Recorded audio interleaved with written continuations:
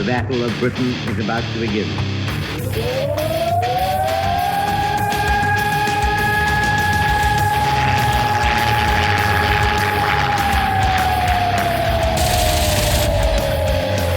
right, we got extra up there.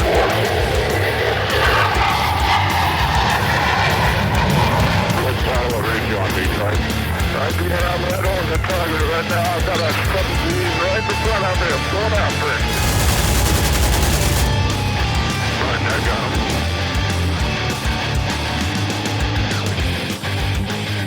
him. Welcome back to the Lead Pursuit podcast. You know, we keep continuing to hit rock bottom and continuing to dig. But, you know, there's a few other podcast teams out there that are our favorites. And no, we're not talking about the Nerds of War. We don't like those guys. But you'll probably hear from them later this month.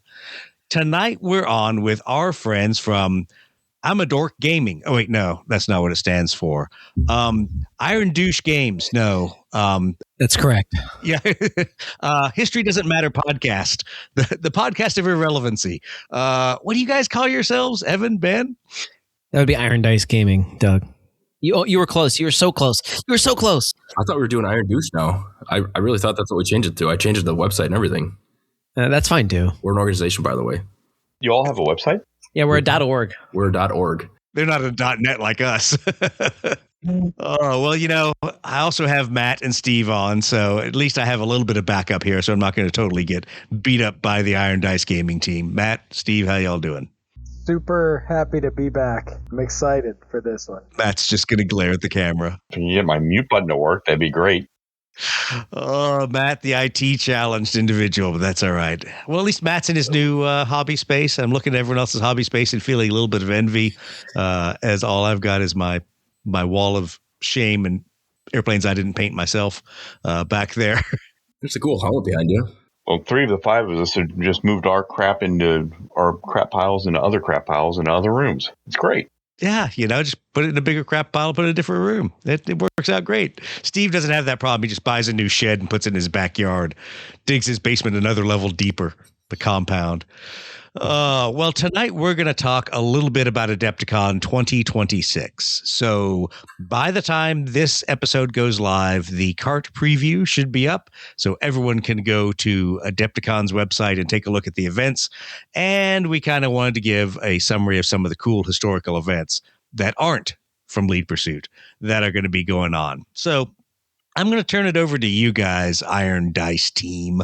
And I know Thursday you've got some events, and if you just want to kind of walk through, we'll ask you some questions about what you're doing. But kind of let us know the background, the history, and what the events are going to be about. Well, let's start with our first event on Thursday, which is fittingly our joint event here with Steve. So it's a joint event between both podcasts. Oh, God, we're going to fail early then, aren't we? No, it was great last year. It went great. It's Missile Threat. So it's tiny jets. Best way to start it off. Tiny and jets, Steve's idea this really year was jets. Hollywood. Yeah, you guys did OGed War last time. And so this time it's Hollywood. It's not Bollywood, so it's not Nats and MiG-21s. But it's Hollywood. So tell us about what the Hollywood plan is. Well, out of compulsion, we kind of had to do the original Top Gun. So Excellent. We've got F-14s and MiG-28s. Are those the Blue Falcon print of the MiG-28? They are. They are indeed. Secretive MiG-28. You didn't know that you actually could get that in the Kickstarter from Blue Falcon. Yes. What scale is this? 1/200th, because Okay. Oh, the proper scale. Awesome. Doug and Steve will beat me with a rubber hose if I printed and painted it at 1/300th. Yeah, as they I should. think we already did, actually. Even though the Tomcats are ridiculously huge in 1/200th. They're gorgeous. Gorgeous. They are pretty. Yes. It's a problem I hear about a lot. Ridiculously huge, but yes. So it's going to be awesome. Is that your ego? Is that what people are talking about? Yes, that is exactly what they're talking about. As I said last episode, I had to turn sideways to get in the door tonight. No, that'll be cool. So Top Gun and Go for it, Steve. The much vastly superior movie to Top Gun, Iron Eagle, where Doug Masters the and 80s Chappie bomb are going to take on. I think we're actually putting some helicopters in there too, aren't we? Kafirs and helicopters, right? We've got 3 Kafirs, which are, I think they're MiG-23s in the movie. Air quotes, MiG-23s. yeah. And then, 2 Cobras as well to go on the board. That will be awesome. So a little bit of helicopter. We got to figure out a way still to make a refinery, but there's going to be a refinery to be blown up on the board. So it should be good fun. So the Top Gun scenario kind of more of a basic dogfight. And I think the Iron Eagle one will involve some ground attack, more advanced rules, things like that. Cool. Are you running them simultaneously, or are they one after the other, or what's the plan there? We'll see what the turnout is. Last year we had 4 slots and only 2 people showed up. So, and we ran a couple scenarios on a right back to back to back. Nice. Because of low turnout. So we'll see what the turnout is, and that'll kind of dictate what it is. We should have enough to run 3 tables simultaneously if needed. That's cool. So, I think as soon as people see the F-14s, there's going to be a lot of interest. Like those things look so pretty. Oh, Ben and I were just playing last year. We were on Wednesday night. We were just playing a missile threat just as a refresher before the event on Thursday, and ended up doing a whole demo for the Nerds of War for like 3 hours. Excellent. Playing missile threat with those guys instead. So that's our first event right off the bat. Started off strong. Little airplanes. Yeah. All right. What's next? What's the second one? Well, next for us on Thursday, we have Bolt Action. Ah, yes. I forget what time that's from. I think it's 2 to 6. If Bolt Action, the game that's going to die because it's becoming all digital. You can even paint your army digitally. I'm totally exaggerating. The kids are spoiled these days. You can't play on awesome tables, though. Wait, that was real? Well, I thought that was some weird time joke. No, there literally is digital Bolt Action coming out, and yes, you can paint your armies. So that will be good and bad. I'm not sure I want to play against internet painted armies, but whatever. Not to steal the thunder from you guys, but digital Bolt Action is at least a good thing to see Slytherin is doing. So we'll probably talk about that some other episode, but not tonight. Now, if only they do digital Blood Red Skies. Oh yeah, never going to happen. All 7 players for Blood Red Skies. Yeah, they just couldn't bring enough money, bring enough market share to get that in. Oh well, whatever. Fail. All right, so tell us about the Bolt Action event. So our Bolt Action event is going to be early war because, as Ben will tell you, the early war is the best war. It is. Tell us why, Ben. Give us your spiel. Tiny tanks everywhere. Weird vehicles that people thought might work, and some did and some didn't. What would you say? Improvised doctrine? Well, there was a lot of theory that was put into practice, and a lot of theory that worked, and a lot of theory that didn't work. Just some outrageous French formations. Baguettes everywhere. Oh yeah. Ooh, you know what we should do? We should do a charcuterie board. Yeah, exactly. We should do a charcuterie board. I like that. I like that idea. Yeah, we might have to do that. Yeah. Pocket think about that. Like bottles of wine, just strewn out. And grape juice for the kids, obviously. Yeah. So it's Wisconsin; they can drink if they're with their parents. So there's that. Yeah, it's fine. It's fine. So we are doing French and Germans. We're doing the Battle of Hanut, which at the time was the largest tank battle in world history. Right, the first opening days of the invasion of France. So French tanks moved at 3 miles per hour. Maybe 5. In reverse. French tanks were hampered by doctrine, but actually pretty solid in a lot of ways. That's a whole other topic. History. We can go down that rabbit hole, Doug. You brought us on. I totally brought you into that one. Yeah, you brought us on here. That could lead to like 4 hours of talking about French tank doctrine. Oh God, I have my copy of Crescendo of Doom over there. I could break that out and start going through all the old French tanks. That's a nice encounter game for you there, Matt. You know, things you don't. I've got like 15 books on French early war stuff on my desk right here. But either way, that's French armored cavalry versus German panzer divisions. Cool. Giant clash of tanks. So looking to get a ton of tanks on the board, plus a bunch of mechanized, motorized infantry, and duke it out on kind of the French were fighting a delaying action. So this battle we're doing the scenario on is kind of the penultimate end of this delaying action, their last strong point. They would fortify towns of strong points. So after about 6 of these and retreating out of them to delay the Germans, this was kind of the last one before they just called it quits and pulled the divisions all the way back. So how far through the pile of shame are you with this one, or do you already have all the tanks? Okay. So I have I had a French infantry force already. Yeah, painted. So I'm adding an extra squad plus some anti-tank guns and that. But the tank pile, I think I have 15 28mm French tanks over there. Yeah, it's bad. They've been base coated and dry brushed, and that is as far as they have gone. And that's a lot of time. And Ben hasn't even printed his German tanks yet that he has to paint. Well, that's kind of a shot. I have one printed.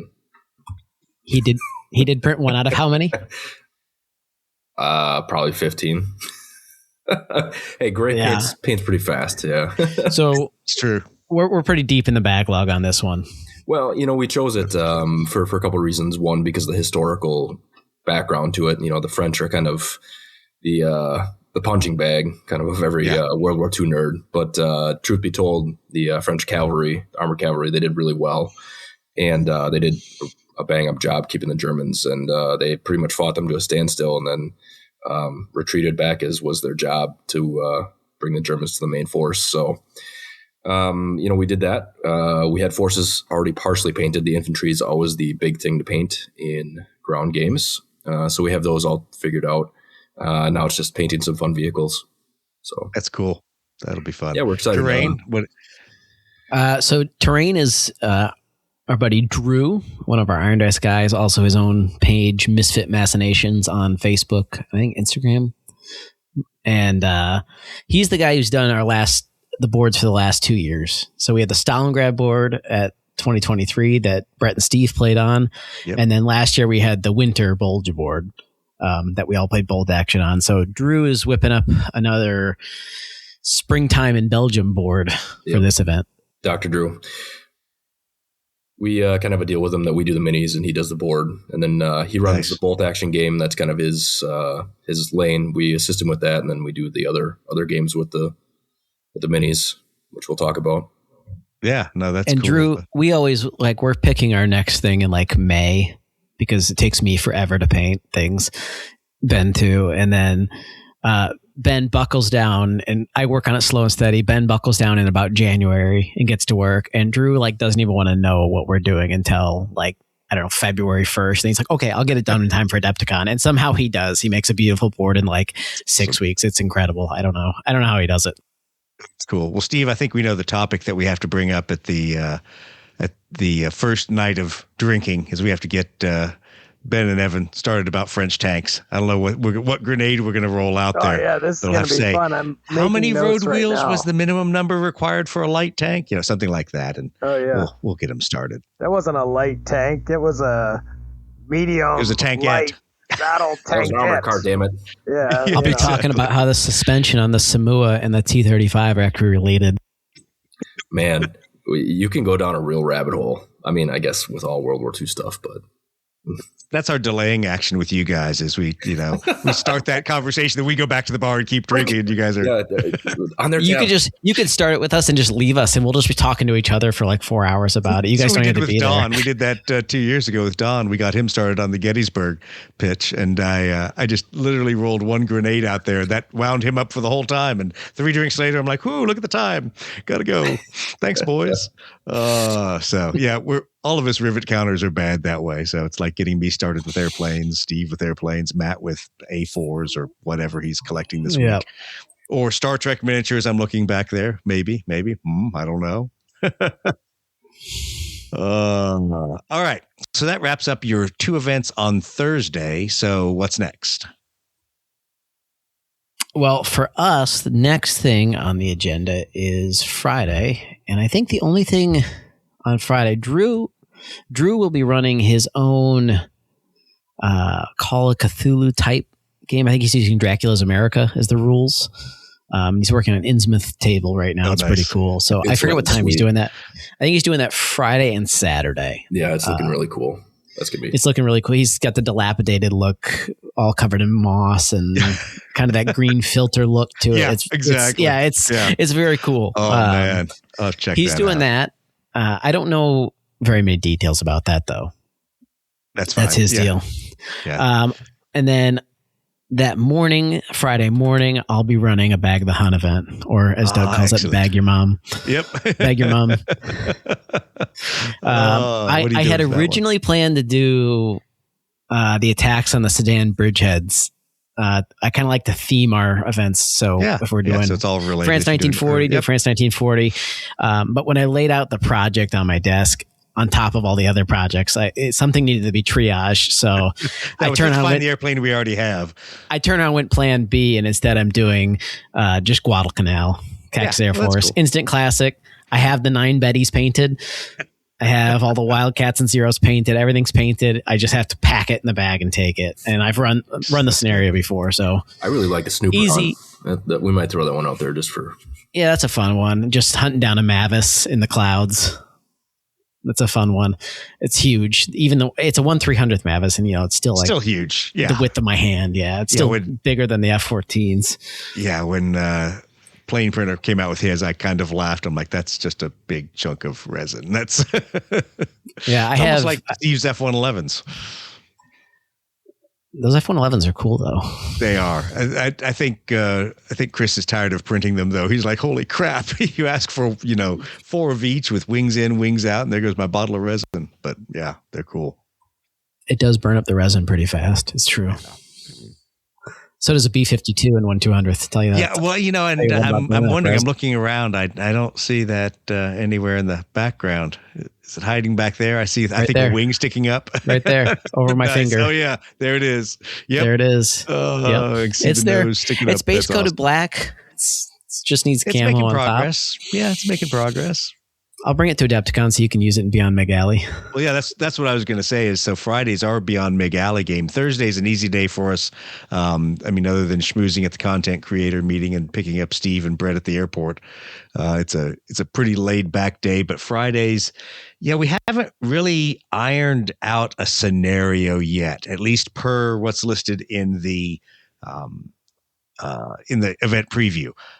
Obviously, we can do all the ones that we've run at Historicon and at Adepticon, so we can do Vietnam 68, 72, do the 1969 Arab-Israeli stealing the radar scenario.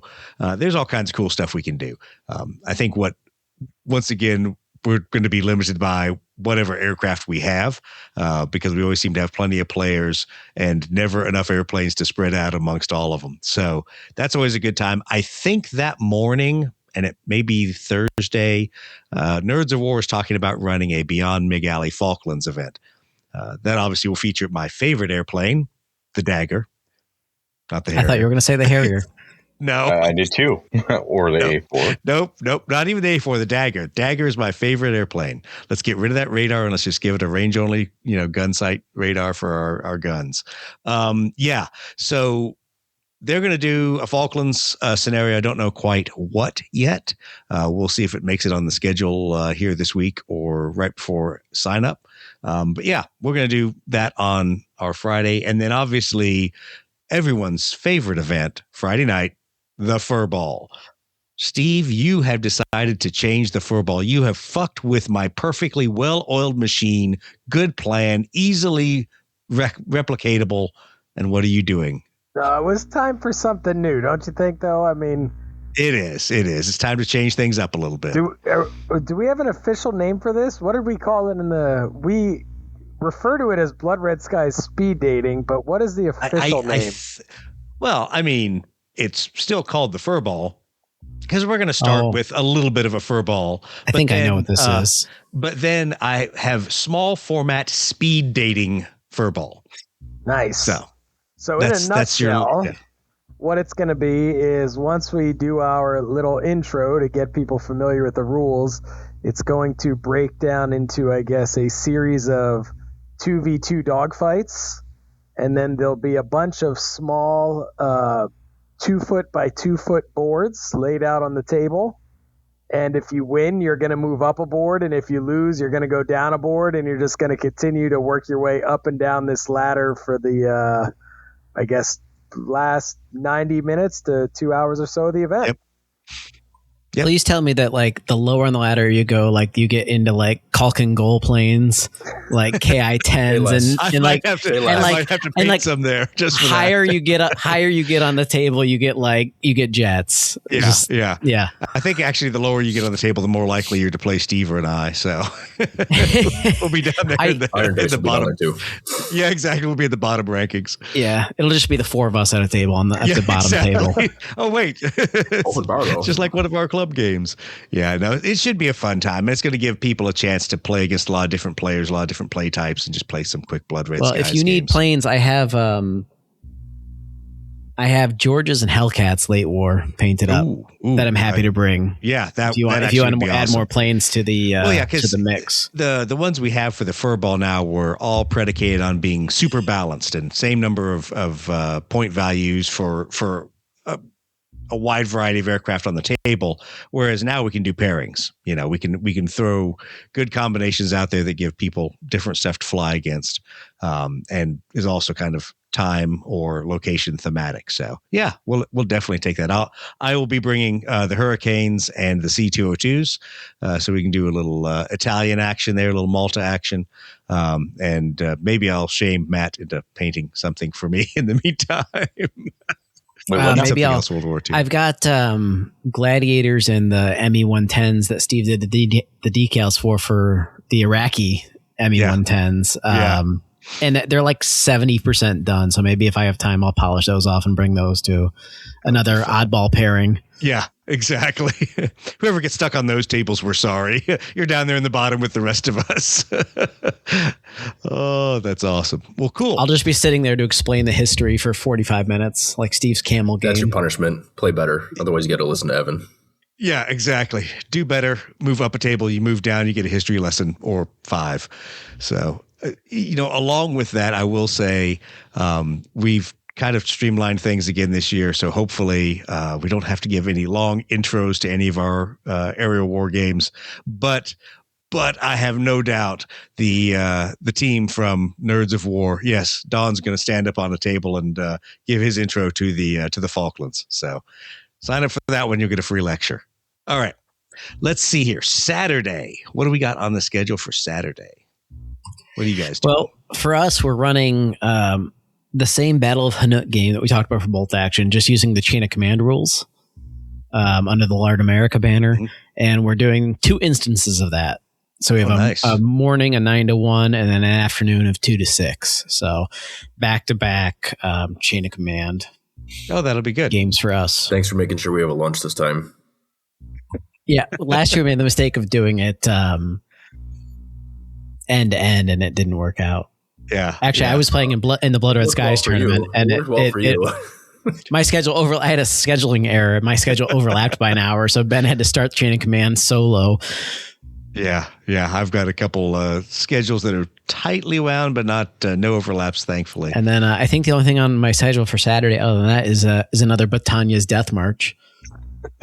Yeah, wherever you guys decide to walk to. Oh my God. You guys, there's no, you're coming this time. There's no choice. Okay. Yeah. You're getting press ganged. Yeah. Ben and I are going to show up with handcuffs and handcuff ourselves to you. Yeah, exactly. Well, then I guess we're going around the corner to the taco place there. Joke's on you. He's into that shit. Yeah, exactly. Joke's on you. That's exactly what I want. They made a Doug sandwich. Oh, yeah, it's going to be one of those Adepticons. Yeah, our Saturday is obviously the Blood Red Skies tournament. That's the big thing, and the AI event. So we changed up some stuff there. We've changed up the Blood Red Skies tournament. If you're listening to this and you went to go sign up for the Blood Red Skies tournament, you're like, oh wow, yeah, it looks like the same rules as the last couple of years. Joke's on you, suckers.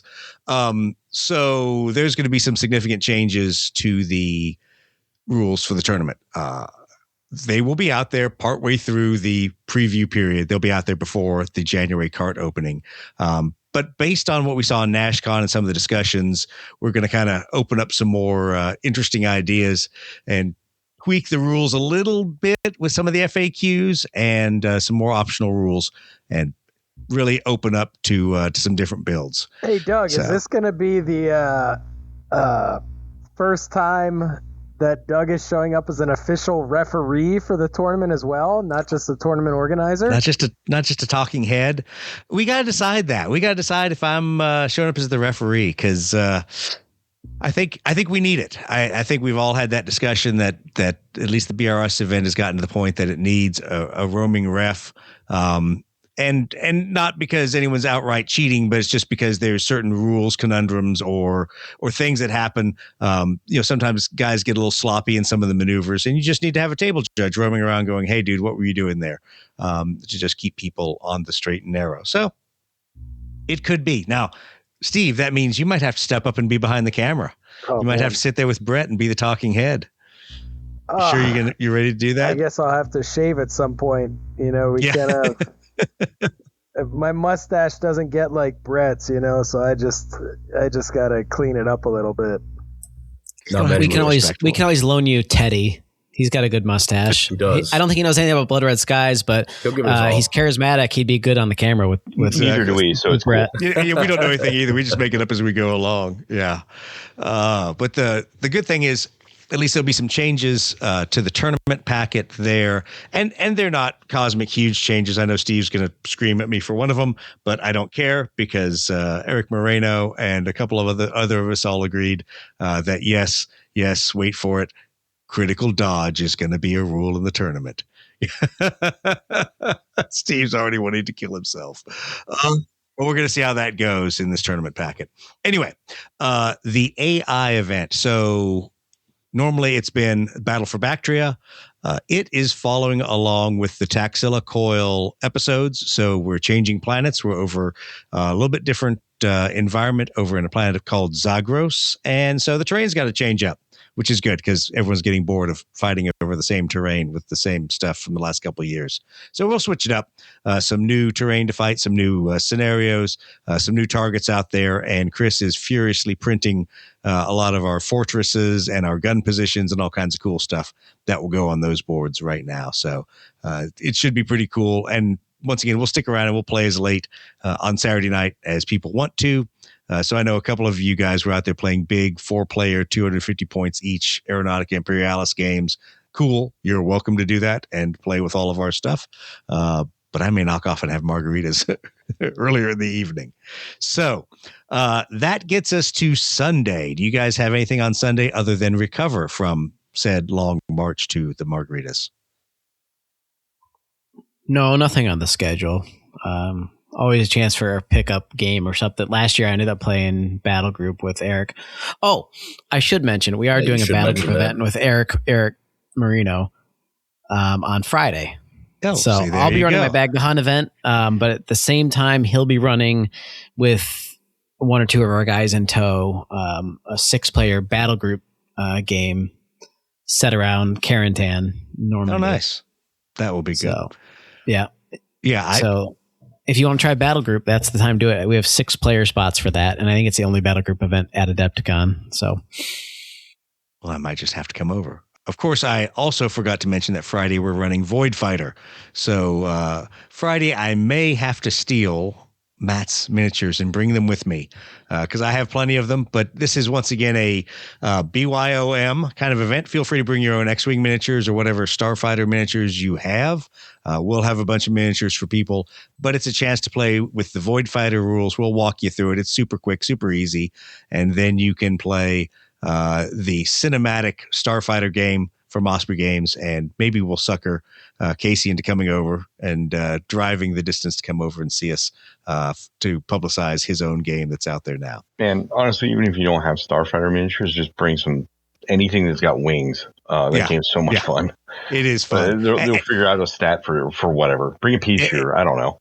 Everybody has a bunch of X-Wing miniatures except for me. I'm the only guy that had to go out and actually buy some this year because everybody already had all their X-Wing miniatures. No, I'm such a loser. I didn't. Yeah.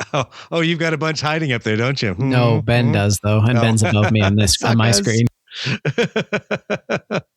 Yeah. What time is that? That is actually 1 to 5 p.m. on Friday. Terrible timing. We have not deconflicted all of our events, which is why we suck. But that's all right. But we'll have our miniatures there. So that I think we deconflicted our jet games. That's good enough, right? Yeah. I think so. I hope so. When is yours again? I think it's 11 to 2 on Thursday. Yeah, we did because ours starts right after that. I incorrectly said Mig Alley, Beyond Mig Alley is on Thursday, or on Friday. It's on Thursday, 2 to 6. So it's right after your event. So you could do jets and more jets and still play jets and keep playing jets. That's my plan. Yeah, well, I think my plan is to drink beer and hang out with all the 40K people. Fly hard. Introduce them to. Yeah, I'm going to fly hard. Fly hard. I'm going to go down there as an administratum deodorant sprayer and incense dust the entire area with big incense sensor swinging. Big sensor swinging it back and forth with Axe body spray. Yeah, exactly. We could print you something for that. You could be like, I don't go to church often, but isn't the Catholics, they have that thing that they throw the water people out of the right? What's that thing called? Somebody help me out here. Pour raw Axe body spray in there, the liquid form before it atomizes. It's hyper concentrated, just nasty. Burn. Yeah, that stuff will just burn. Oh man. Well, the good thing is I know Pat is also doing a bunch of Squadron Commander, Star Force Commander games as well. So we'll probably talk about that when we have our chat with the gents over at Nerds of War. We'll get Pat's schedule out there. But I know normally in the mornings he's doing Star Force Commander. So if you are like Matt and a Star Trek nerd, then roll over there. He's actually still going to be with us in the historicals. I tried to kick him out and boot him down to the indie publisher's room, but no, he hung on like a tick on a Alabama. Well, yeah, never mind. Anyway, so he hung on and is going to still be at the tables with us. So he'll be sharing the lead pursuit tables, which is cool because I like Pat and he's a good friend. But in case you are wondering, there's going to be a lot more indie games there. So like I alluded to, if you get tired of the big names, GW, Warlord, go down and check out the indie game area. There's going to be a lot of publishers that are running back-to-back demos down there or just have tables with their stuff to talk through and to play through the game. So it's a great way to go see what's new and not have to make the usual vendor hall shuffle and then spend hundreds of dollars to walk out with even more games that you're not going to play. Not that ever happens. Not to us. No. I haven't touched anything I bought at the vendor hall last year. Not a single item. At the vendor hall last year. I think I actually escaped without buying a single thing. Oh, that was Historicon. Wait, didn't you buy a bunch of Hex Encounter games? No, I did. Historicon, I spent all my money there. Yeah. I'm looking at you, SBI Games. Yeah, I have to throw a shout out. So Sam Shake, my good friend on Consim World sales, I laugh because you buy too many old Hex Encounter games when the few number of true vendors that are selling those all know you and all remember what you bought the last time. And they're like, hey man, I got this one and it's the pair to that other game. And do you want that? Yes, guys, Hex Encounter. It's I'll spend way too much money on it. So don't offer it. So yeah, thanks, Sam. I've now got some games from him on the way. A few old SPI magazine titles. So maybe I'll get Matt to play Hex Encounter games with me. We are in the same town. You could come play games. No. Yeah. Won't show up. Right. I mean, there's no amount of booze you could offer me that I would come play a Hex Encounter game. No. I mean, all right. I take that back. Into playing a Hex Encounter game. I take that back. If you've got like Pappy or something, maybe. But that's... I will trick you into playing a Hex Encounter game here at some point. You'll be like, that's so cool. I got to play that game. It's Hex Encounter, man. There's no miniatures. A Hex Encounter game this year. Wow. Which one was that? Machinian Krieger. Okay. Yeah, it was a sci-fi thing. I opened it, looked at all the pieces and the parts, and I was like, this is dumb. Folded it back up and immediately put it back on eBay and sold it for a $20 profit. Whatever works, man. That way you didn't have to sell it all to Noble Knight at a loss. So, well, cool. Steve, anything else you wanted to cover with stuff that we're planning to do with streaming or any of the other stuff? I will say, if anybody has something they want to stream, anybody out there that's doing a historicals game, or even, I'd be open to streaming a non-historicals game also. Yeah. Please reach out to us. the table's there. It's pretty easy swap out to just throw another mat on it and do a game. I wouldn't mind doing a bolt action game on it or something a little more cinematic, right? With some more terrain and stuff. But yeah, for sure, definitely reach out if you are interested in that. There is going to be a Civil War game, Monocacy, that's going to be run on Saturday, I believe. So I played kind of like I guess you call it like the test version of that, a test game. It was really fun. It's really, really asymmetrical, but it makes for a What has happened to the Steve that we used to know and love? Yeah, I don't know.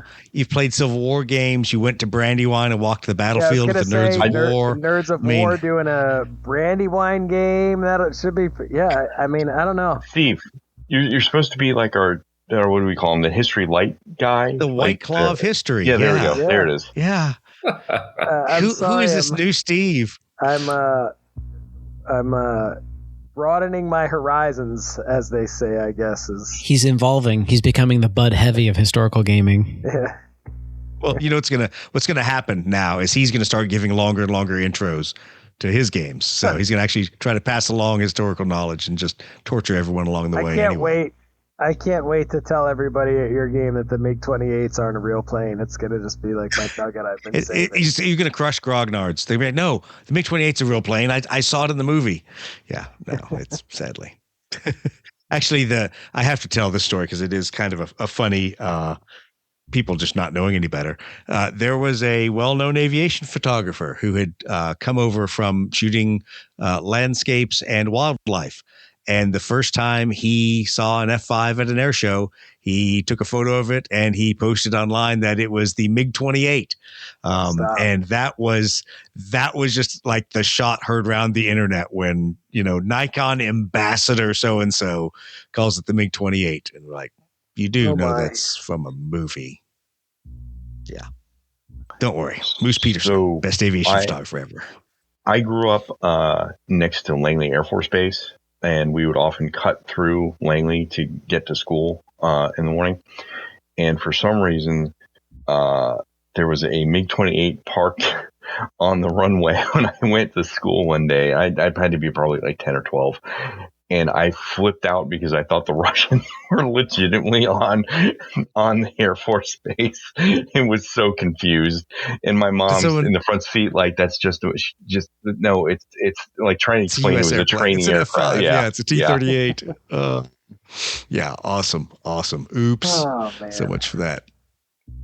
That joke never gets old. Oh, well, it's kind of like Steve rolling into the Hawaiian food place there right next to the Air Force Base wearing his Chappie T-shirt as all the crowd of pilots come rolling in. Nice work, Steve. You're that guy. What can I say? Nobody's ever accused me of not being that guy. So I mean, yeah, exactly. Steve is not the wallflower that just blends in and no one knows he's there. That certainly is not Steve. Well, what else have you guys seen, at least talking to some other people, other historical games that might be of interest to you guys on the Iron Dice side? What other guys are running out there? Have you talked to anyone else? Well, I briefly looked through all the Lard America stuff. We're on their page and kind of work under their umbrella.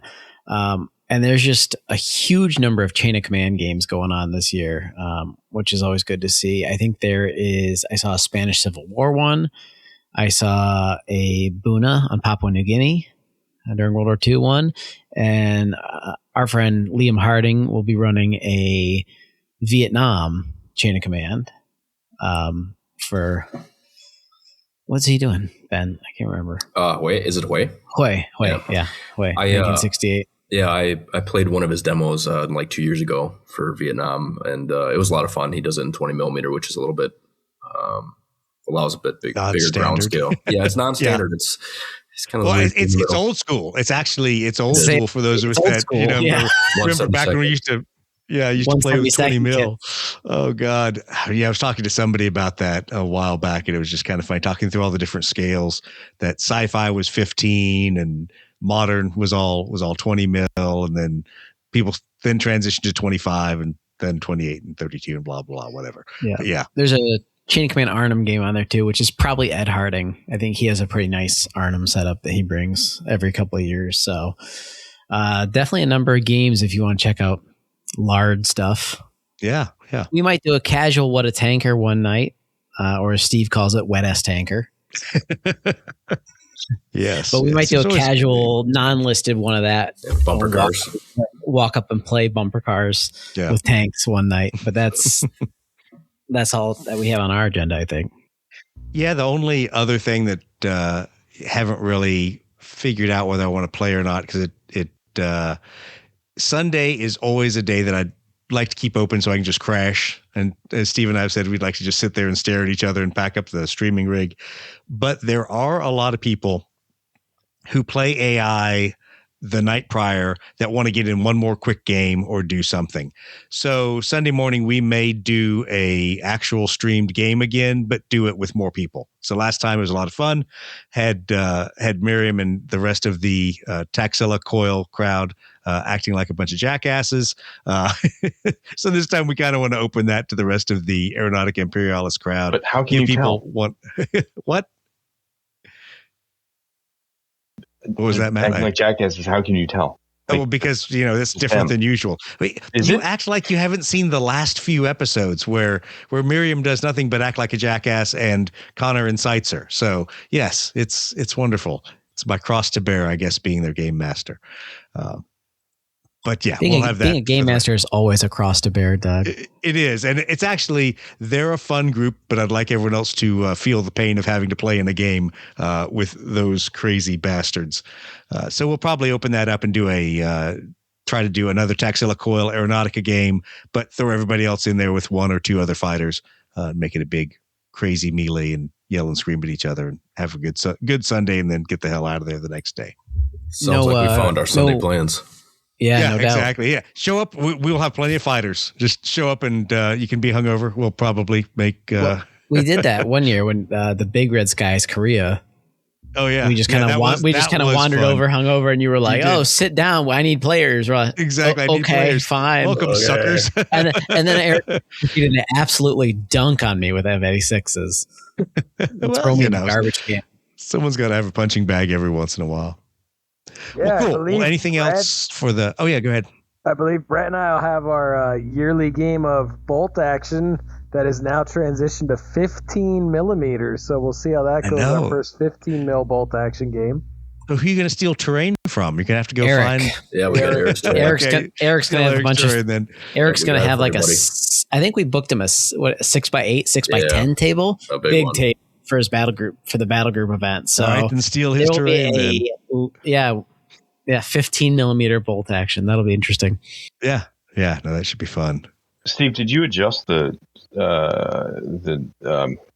range at all? So basically, people play it the same range, and this is Casey told us there's some Texas groups that are really big on 15 millimeter bolt action. They basically play at the same range, but now that bolt action uses templates for some of the splash damage, they just make the templates like half size or whatever it is, centimeters instead of inches, I think is what they do. And then are the infantry mounted separately or together? So they're mounted in they're not Flames of War style bases. They're mounted together, but they're more kind of like freestyle shaped bases. We got some. Which, they just look way cooler than like the big blocky rectangular, Flames of War style bases. Oh, okay. I've seen those. Okay, cool. Yeah, looking forward to trying it out.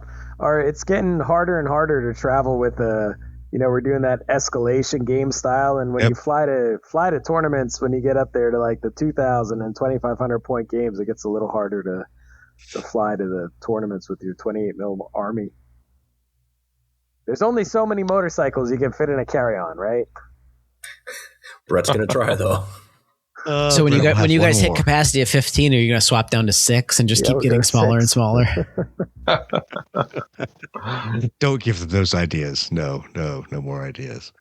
All right. Well, I think we've hit most of the events. Is there anything else, Evan, Ben, you want to say for the Iron Douche gaming podcast. I mean, the Iron Dice Gaming. I'm just surprised you invited us on here.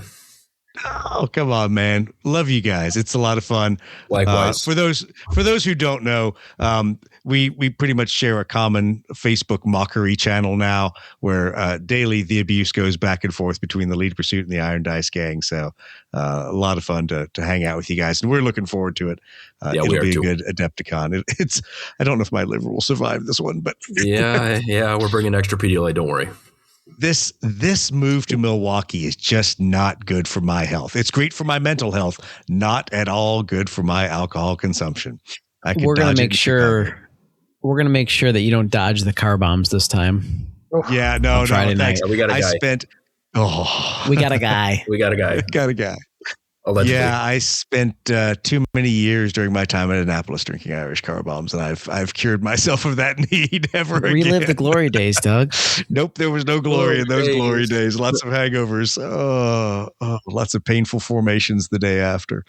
I can bring a photo. I can bring a backdrop of Annapolis to put it behind you if it would make you feel better. Make me feel any better. Doug, feel young. You haven't done your victory lap. You guys had a big game yesterday. Oh, was there a game yesterday? Was I supposed to talk about how we just barely managed to not fuck it away? And win barely. Yeah, just barely. It looked like point.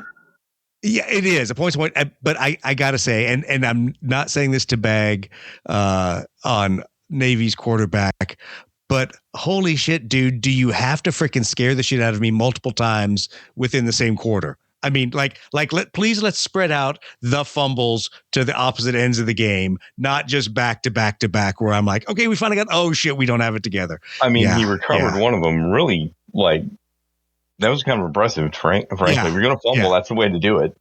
Yeah, Horvath, I've got to give him credit. He is an amazing athlete. He's a real good stand-up guy, but he about gave me a heart attack at 3 points in that game. So yeah, thankfully we pulled it out though. And so I can rub it on my Army's friends. So Phil, if you're out there listening, 1, you can go fuck yourself. And 2, yes, Navy beat you again. So yeah, we sang second. But anyway, not that I'm rubbing it in. All right. Well, with that, I guess I'll just have to close with Steve's favorite line and say, if you're not flying hard, you're hardly flying. That's so bad. It's horrible. No, that's it. That's it. I think it's great. I want the T-shirt. We got to get on that T-shirt, Steve. Oh, no. T-shirt. Oh, God.